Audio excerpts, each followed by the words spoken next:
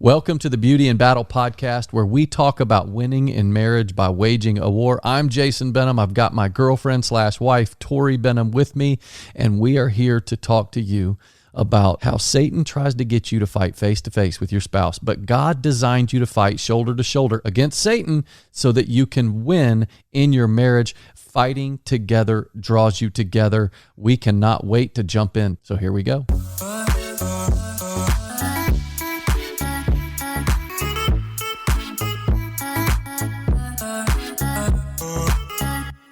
We're talking about fighting familiarity, and I'm really glad that I was able to say that word without really screwing it up. Familiarity. Can you say that? I can't. Sorry to put you on the spot. Familiarity. Fighting familiarity. I mean, we all know what it feels like. You're married, and then 10 years later, you know each other so well, and you're kind of on to other things. Yeah, You still love each other. Yeah, you're still good friends, and all that stuff. Yeah. But maybe your marriage has simmered to a 5 or a 6 or maybe even a 7, but you can get to a 10. And there's a way to do it. And that's what we're going to talk about today. I'm excited. I'm excited, but I'm really excited about the joke you need to tell to start this thing off. Okay. This is a really good one coming from Rachel Thompson. Rachel Thompson. Good job, Rach. Okay. A Spanish magician. I can't say that either. Magician. I love it. A Spanish magician told everyone he would disappear. He said, uno, dos, and he disappeared without a trace. Oh. I love it. Good job. The Spanish magician. Spanish magician. It is hard to say. It's a tongue twister. You sounded kind of weird too. Thank you. I really appreciate that. I feel better now. Okay. So one joke today, or you got 2? No, we're going to stick with one. We're going to stick with one. All right. And I know that some of you are actually putting into practice the food that Tori is talking about and that she's put onto our Jason and Tori social media. We got platform. some pictures of you guys making the meal, and yours look better than mine. I'm like, what did they do different? They look so good. Presentation was intense. Yeah. I got a text from somebody. She shot me a picture, and I sent it over to Tori, and I was like, wow, this looks really good. And one of them was bone-in chicken thighs. Chicken thighs. I was like, oh, I bet that's even better. Just got to cook it longer. Yeah. So anyway, and then Tori just got done making this sourdough stuff, crouton. I don't know what it is. Parmesan. I don't know. We're talking about food at the end, remember? Oh, that's right. Okay. Yeah, let's do that. We messed up our Sorry, order. I'm hungry. I know. Okay. I actually ate some of those croutons right before this podcast, and I've got this crazy aftertaste. Yeah, they're pretty garlicky, Parmesan-y. No smooching for Tor and I. Okay, let's jump right in. Fighting familiarity. Now, we've all heard the phrase, familiarity breeds contempt, right? Yep. But then let's really think about that. Does familiarity really breed contempt? Well, we're going to start defining some things, but think about Christ in his hometown. When he went and his hometown, they were just too familiar with him. Right. And they're like, we know you. You're like the carpenter dude, the stonemason. Right. We've seen you work. We've watched you walk to work with all your work buddies and walk home all dirty and nasty. You actually even fixed the foundation on my mom's porch, and we paid you pretty good, couple drachma to do it. So there's no way you can also be the Messiah. Yeah, it's almost like we know you. Yeah, like we don't need to know you anymore. Yeah, like we already know you enough. Right. You're not the Messiah, and so because Christ's hometown was too familiar with him, what did they lose out on? The power and the presence of the Almighty God. Right. Healing. Yeah. Right. They talk about they weren't, there was no healings in that area. Yeah. Everything. Healings. Yeah. Casting out demons, powerful sermons that help people understand scripture. But it's just crazy.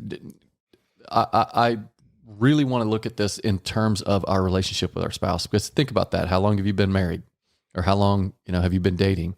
If you're not married yet, we got to be really careful that familiarity doesn't creep in and start doing its evil work. Yeah. But let me just start out with some definitions. Can I do that, Tor? I love definitions. Okay, so familiarity. So I started off with the question, does familiarity really breed contempt? So let's think about this. Familiarity, I looked this up, and these are the top 3 definitions of familiarity. Okay. Close acquaintance with or knowledge of something. That's good, right? Yeah. In terms of relationship. All right. Number 2, familiarity, the quality of being well known, recognizability based on long or close association. That's pretty good. Yeah, that is good. That's really good. The third definition, relaxed friendliness or intimacy between people. So those were the top 3 definitions of familiarity. I know some people would define it maybe a little bit of different ways, but I'm going off dictionary dad freaking com. So if that's true, then shouldn't we want familiarity in our relationships? Then right, because it's like comfortable. Okay, so you're on it. So here we go, Tor, and here you go, gang. I didn't even show Tori some of my notes. Tori's so good, she doesn't even need notes for these things. But listen, so Tori kind of jumped the gun, but it's actually exactly where I'm going. Familiarity can lead to contempt when comfort is experienced apart from conquest. Now that's a mouthful. It is. You're going to have to say it again. I'm going to say it again. And then, you know what, Tor? I'm also going to bring some definitions. Cool. Is this a bad time to say that I'm really glad that the crouton that was stuck in your tooth just got loosened? It's gone now. Yes. I was about to Why didn't you tell me that earlier? It went away on its own, and I'm just really glad it did because... I hate you. Sorry, keep Not going. really. I don't hate you. Okay, so familiarity can lead to contempt when comfort is experienced apart from conquest. So the aspects of familiarity that I just read to you, the definitions, we want that in our relationship. We want to feel comfortable with each other. Yeah. But we don't want it to lead to contempt. Well, how would it lead to contempt? Well, there's this little thing called conquest. That if you're comfortable without conquest, then it can lead to contempt. Now, let me stop real quick before you get too confused, and I'm going to start defining things, and then you'll totally know where I'm going with this. Okay. Contempt. The feeling that a person or thing is beneath consideration, worthless, or deserving scorn. So that's that. You kind of see that in 3 different levels here. Contempt. First, they're beneath consideration. That it's like, I really don't have to pay attention to you because I'm paying attention to this thing over here. So it's like you're beneath consideration. Then it moves into devaluing. Yeah, and then it moves into the feeling that the person is actually worthless. Like I'm doing this thing over here. I don't really need you right now. So even if you don't think your spouse is worthless, you may treat them as if they're worthless because you're doing something else that's more important than them. So it's a deprioritizing. And then the third facet of contempt is deserving scorn. That's when you actually start finding that you're thinking negative thoughts toward your spouse. And contempt is when you're thinking negative thoughts towards your spouse. And one of the first things that you do is when you say something like, my spouse always does this, I don't do that. And you start comparing. Yeah. It's like, well, they do this, but I don't do that. They treat me this way, but I don't treat them that way. Well, then you know you've got some contemptuous thoughts going on. Right. But it starts with just simply beneath consideration. Now pause for a second. That's what contempt means, that there's that overall feeling that someone is beneath consideration, worthless, or even deserving scorn. Christ's hometown looked at him with contempt. That he was beneath consideration. Like, we're not even going to consider you for the Messiah. Right. Like, it's not even a part of our game. We might consider John the Baptist maybe because we don't know him. Right. But we wouldn't consider you because we know you. You're just a carpenter. You're Joseph's son. Yeah, and we know you. Yeah. And so that's contempt. But now follow me here. The definition of comfort, a state of physical ease and freedom from pain or constraint. So that's actually good in relationship. Right. Right. You want to feel safety. You want to feel comfortable. But now follow me on this. Conquest, the act or process of conquering. The act or process of conquering. Here's the problem. Comfort apart from conquest can lead to contempt. Because just think about, this even happened with Tori and I in our own relationship. First, when we're dating, I am going after her heart. I'm in the process of conquering. I want to conquer. I want to win her heart. Okay. And then we say, I do. And what typically happens when you say, I do, is the engagement's over. Yeah. Like the engagement's over. Now you start the marriage. Tori and I don't believe that anymore. When you say, I do, the engagement's actually supposed to kick into high gear. Right. And in our case, and many other cases that we're now hearing often, is that shifted the conquer Tori, conquer career. That's right. That's exactly where I'm going, because now the focus shifts from conquering your spouse to conquering career. This is what happened to me. Right. And that's how That's how the Lord had to get a hold of me. If you haven't read our book, Beauty in Battle, and you go read, I forget which chapter it is, but about a crazy dream, living the dream, you've got to read that chapter. The Lord got a hold of me and basically told me that I was living my life and my relationship with Tori as if I had already conquered her. Mm-hmm.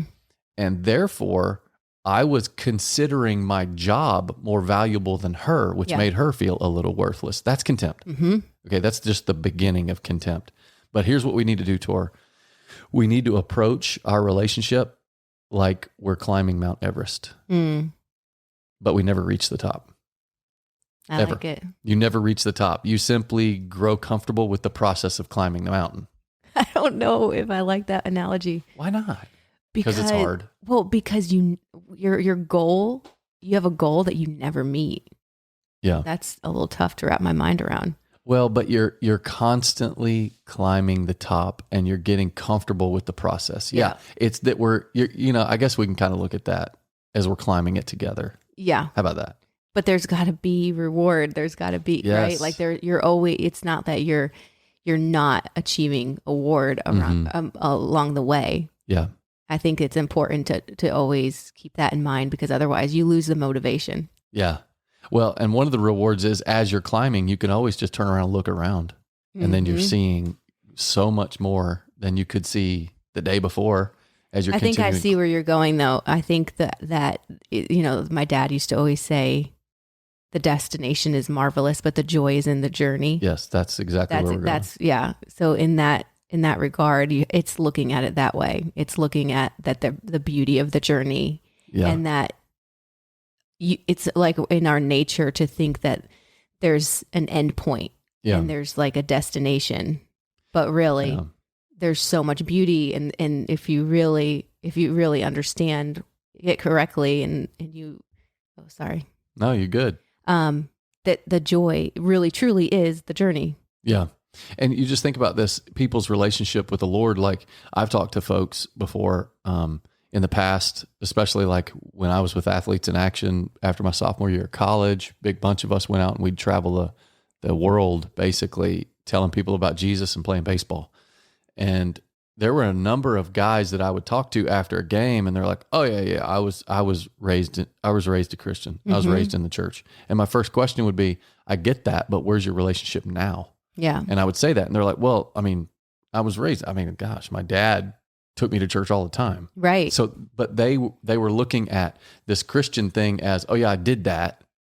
Now I'm on to trying to play professional baseball. Now I'm on to trying to play college baseball.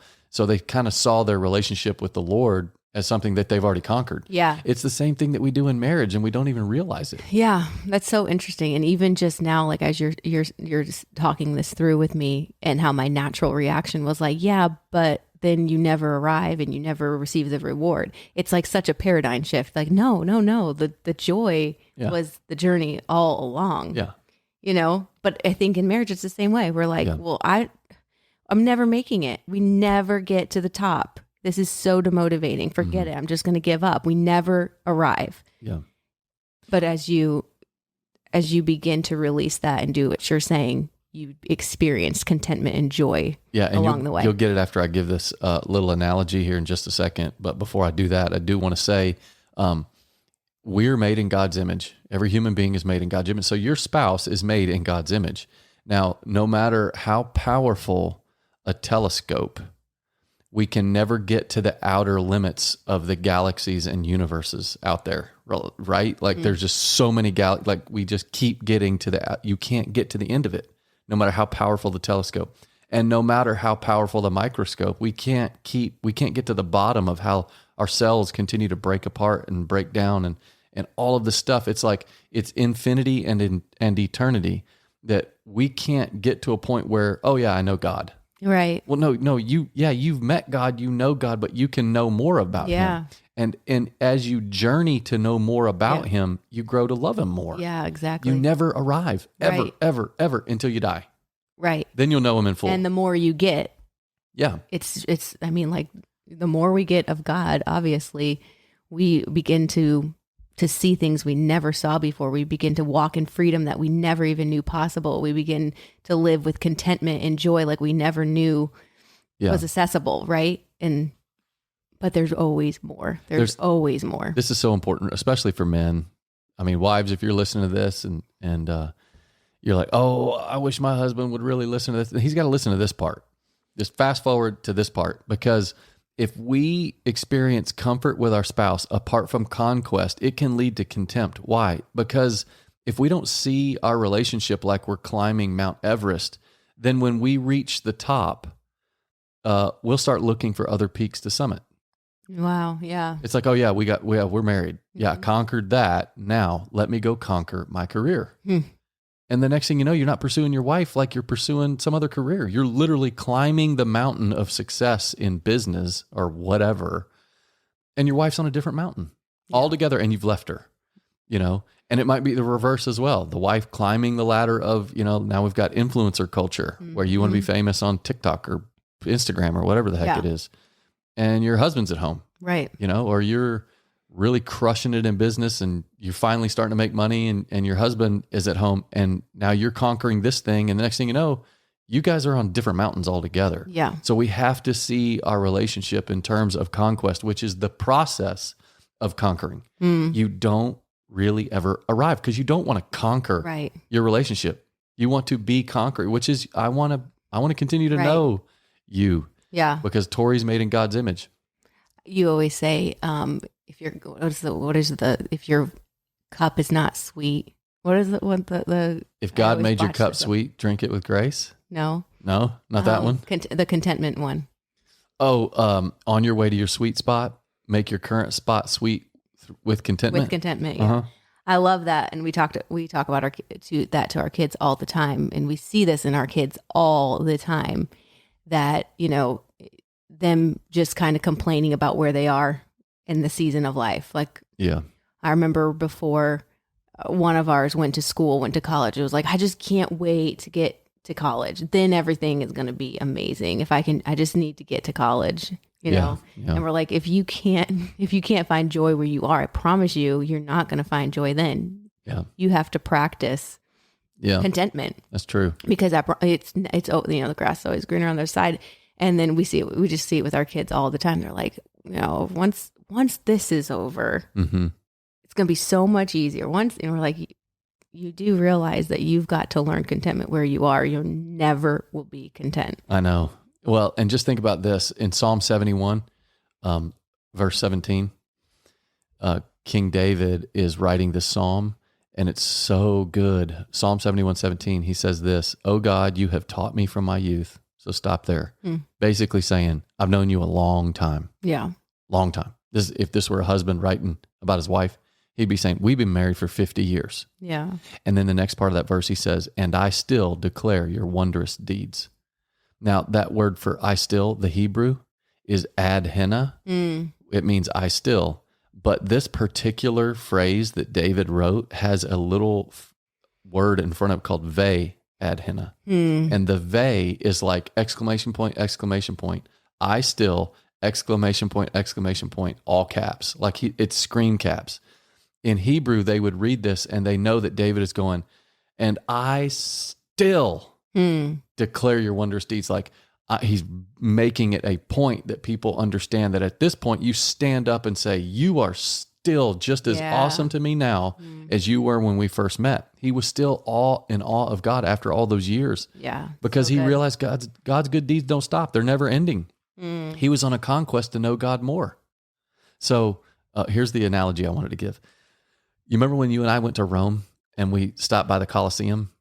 Oh, I remember. I mean, the Colosseum, that's like isn't it one of the wonders of the world or whatever? Amazing. I don't know. Absolutely amazing. Beautiful. But the Colosseum in Rome, and actually all the sites for that matter, all the tourists, I mean, Rome is filled with tourists. Yes. So if you're going to go to Rome, don't stay long. Don't stay long. It's beautiful, but go somewhere a little bit more quiet. Yeah, Tori and I want to go to the Amalfi Coast. So if somebody wants to pay for our trip, then we'll go with you. Otherwise, I'm paying for ourselves. But anyway, so Rome, it's got the Colosseum, and Tori and I were in awe of it. I mean, because we've seen these pictures. We obviously watched Gladiator. That's a different Colosseum, but still. And then we're thinking, the Apostle Paul actually knew about this, saw this Colosseum and all of this kind of stuff. So we're looking at it and we're in awe of it and we're walking around. And what we notice though is that all the natives, the native Italian people, they don't think a thing of it. Mm-hmm. I mean, you got restaurants around there. The servers aren't looking at it. It's no big deal. Yeah. They're just so used to it. Right. They're so familiar with it. They pass by and they're probably just frustrated at all the traffic. Mm-hmm. That's where my phrase comfort apart from conquest leads to contempt. Like for them, they're like, yeah, I know I live here. I've already seen the Colosseum. I've been in there 2 or 3 times. Like, right. It's not that big of a deal. Okay, good. Now I'm off doing my thing. But imagine if one of the locals decided, because this is what Tori and I found when we were inside the Colosseum. They have columns there, the ones that are literally, hundreds and hundreds of years old, where people wrote their name. They wrote the date that they visited and their college or high school name next to it in the Colosseum. Oh, wow. And I remember taking a picture of somebody written in real big letters, Texas A&M. Oh, yeah. I remember that. You sent it to I took a picture and sent it to Will Bridenstine. I'm like, Will, because Will went to Texas A&M. He's an Aggie.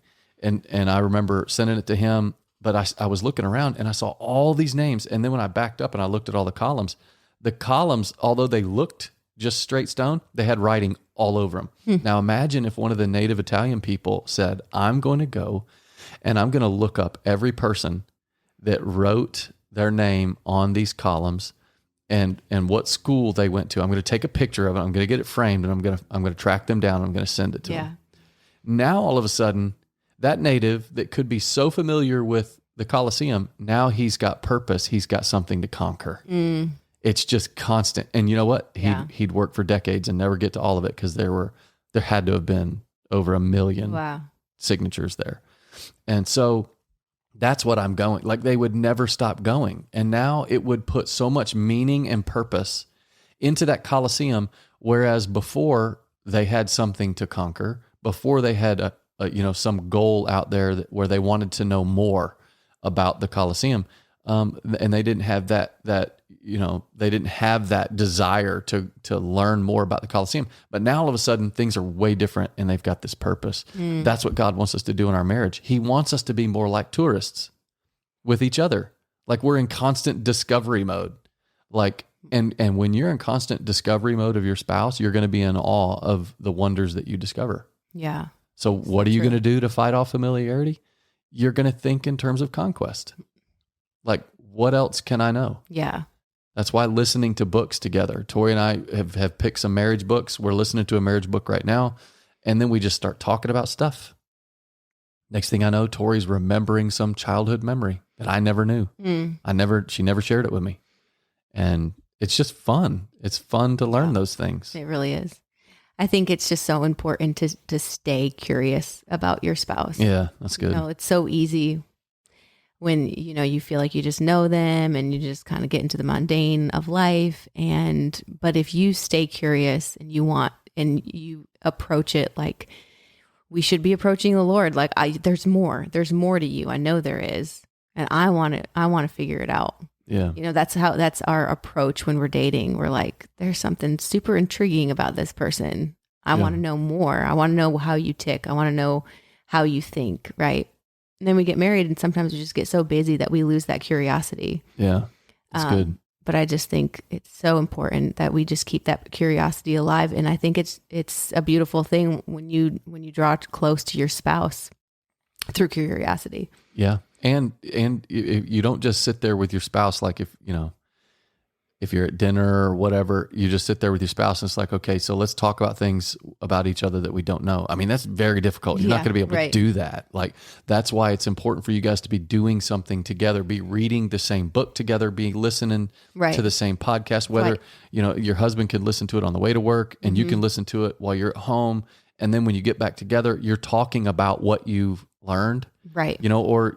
For Tori, she's got some books that she's reading that I'm not reading, and I've got a few things that I'm reading that she's not. But then when we come back together, we're talking about some of these things that she's learning and some of the things that I'm learning, and that's like conversation starters. And next thing you know, we're talking about stuff, and she's discovering more about herself, and then she's telling me things. And it's a really, really fun process. Yeah. I think we should do another podcast on healthy habits because I think all those healthy habits should be turning you towards each other and keeping you curious. If you want to hear a podcast on healthy habits, can I get a woo woo? I didn't hear anything. Okay, so comfort apart from conquest can lead to contempt. Don't let that happen. Be in a constant state of conquest, which is the process of conquering. You're moving toward it. And listen, one day when you die, God gives you full relational openness with himself and with your spouse, which is just incredible to think that your relationship with your spouse is going to be even better. And on that side of eternity, that's fun. But in the meantime, down here on earth, keep going. Yeah. Stay curious, like what Tori said. So this week, I didn't come up with a favorite meal. I came up with something else. Okay. Because this week, the entire week has been devoted to learning how to make sourdough. Oh. You know this. I like Don't this. act surprised. Yeah, but I have to kind of act surprised. You live with me. I didn't know. I didn't know the whole week was devoted to it. Yeah, pretty much. It was pretty much the whole week. I was learning. My sister-in-law Lori taught me, and so pretty much for 3 days went over there for every step. She taught me and some other friends, and it was so fun. And I'm really excited. I was always super afraid of sourdough just because I've seen different people's recipes online and it seems so complicated. Mm-hmm. But this one's quite a bit more simple. Have not mastered it yet, so I won't share it until I kind of figure it out myself. Nice. But we're getting on the sourdough train. Sourdough train. Supposedly sourdough is the most nutritious of all breads because it's easy to digest. And it has a lower glycemic index. Although after that football game I was at last night on a Friday night, because we're recording this podcast on a Saturday, but on a Friday night, and I came home and I ate like 6 pieces of sourdough bread, dipped in butter, and I got a little gut grenade going on. Well, it came out really dense. That's what I'm working on right now. I liked it. It was delicious, but it was just a little bit dense. It wasn't like that airy, like the little air pockets that you want in a sourdough. So I'm going to figure this out. She's going to figure it out. And you can get on the train with us if you want. Get on the train. Yeah. And I can say this. So Tori and I have kind of soft launched our coaching program, which is actually pretty fun. We've got lots of people already interested in it. And we have this one thing that we call the marriage intensive, where you can... Tori's probably going to kick me. No, she likes it too, but where you can come spend a weekend with us from a Friday to a Sunday, and it involves food, lots of food. To be honest, this is actually one of the reasons I really want to learn this sourdough, because I think it would be so fun to have homemade sourdough bread for our guests. But we ain't bringing breakfast in bed. No, you get your butt up and you eat breakfast with us. All right. For more information on that, go to beautyinbattle.com. You can go check out our coaching page. But are you done with your done. Food? Okay. This is great. I'll maybe put a little reel together so you guys can see the beginning of this journey. I took a couple pictures and videos along the way of learning this thing, and then I'll try to help put together something that will show you guys how it's done. You're such a good person. Now Tori's got Italian blood. Her Italian is your dad full Italian? Yeah, he's Italian and Polish. Yeah, my dad's half Italian and half Polish. Yeah. And but if you ask him what he is, he's Italian. He's Italian. He's half Italian. If you ask me what I am, I'm Italian. She's Italian. And for me, I'm just Italians are very proud people. She's an Italian, and I'm just a straight up stallion. Okay, sorry about that. Yeah, but for so many years, we really have not done bread. Yeah, because we're trying to stay away from gluten and all the things. And I'm really happy to be bringing bread back into our lives, and I think it's healthy. Mm-hmm. It's delicious. I'm hitting it with a vengeance. Let me just tell you. Yeah. So just got to make sure I pop in those fiber pills. Okay, we digress. All right. Thanks for hanging out with us. Don't forget, rate, review, subscribe. If you like it, share it out with somebody and tell them, hey, listen to these 2 cats. Well, I can't call you a cat. I'm kind of referring to when I talk about me and David. Jerks, knuckleheads. Anyway. Okay. But share it out. And I mean, cats are male and female, so I'm not really sure. Yeah. But okay. I love you, dog. All right. All right. See We'll you talk to you guys. next week. Bye. Bye.